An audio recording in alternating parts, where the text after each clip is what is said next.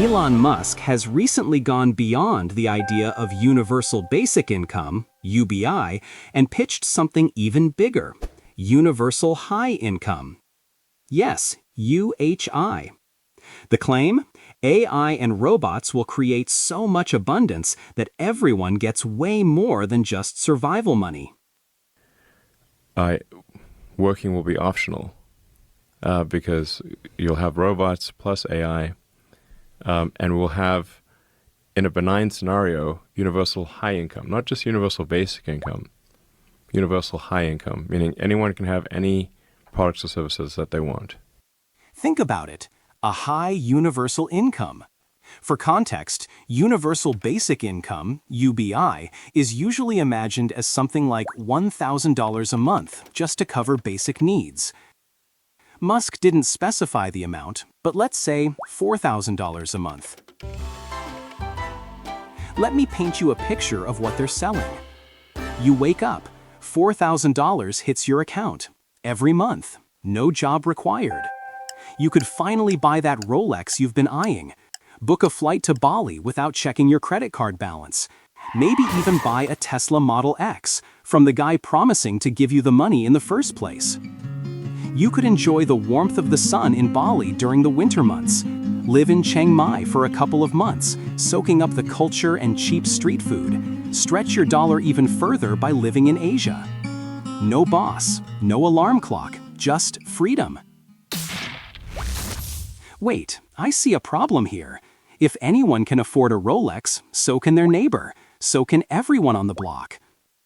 What happens to the price? If everyone can afford a Rolex, is it still a Rolex? When robots can replicate anything, when luxury loses its scarcity, when status symbols become common, what happens to the concept of luxury itself? Does it just collapse? The answer isn't clear yet, but let's continue. It's not just Musk. Jeff Bezos says AI will reshape every industry. He's already pouring billions into robots that build our future. Factories run themselves, cars build themselves. Sam Altman predicts AI will design and build its own infrastructure, robots constructing other robots, self-replicating data centers. He admits whole classes of jobs will disappear. But he insists the trade-off is worth it. Better stuff, higher quality of life. Mark Zuckerberg talks about personal superintelligence, AI assistants like a second brain. Imagine someone smarter than Einstein as your personal advisor, 24/7. Who you should date, how to invest, everything. Bill Gates says AI could replace doctors and teachers. Instant medical advice, free tutoring, no appointments, no tuition. They're all singing the same song.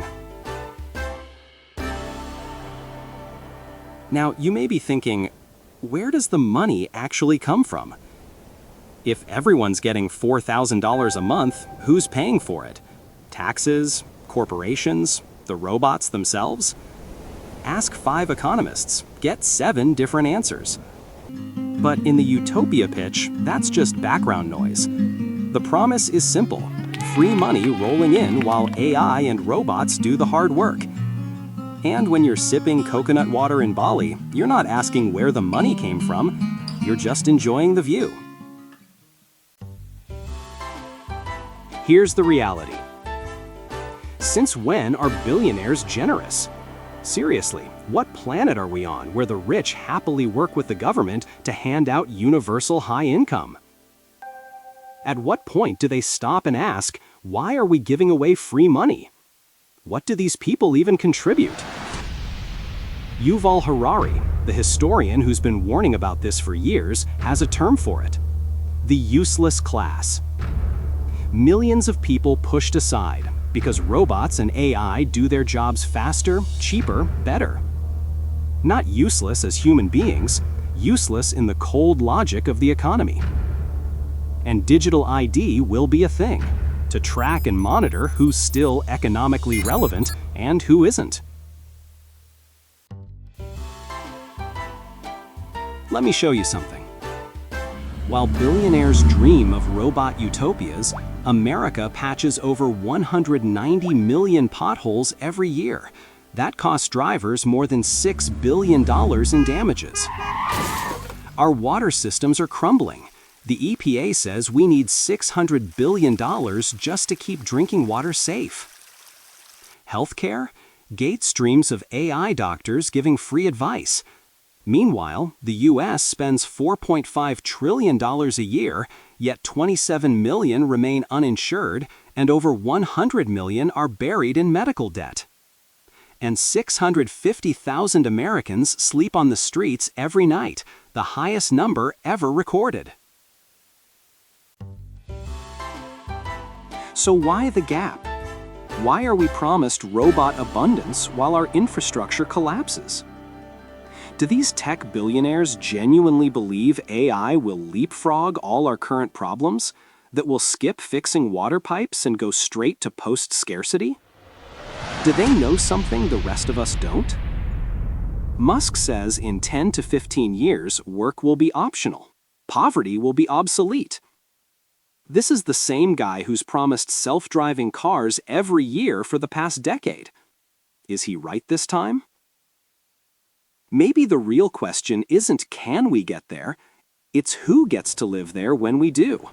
Because if history has taught us anything, it's that when new worlds get built, not everyone gets an invitation. The billionaires might be designing utopia, but whose utopia is it? And when the robots finally arrive, will they be fixing potholes for everyone, or just paving golden roads for the people who own them?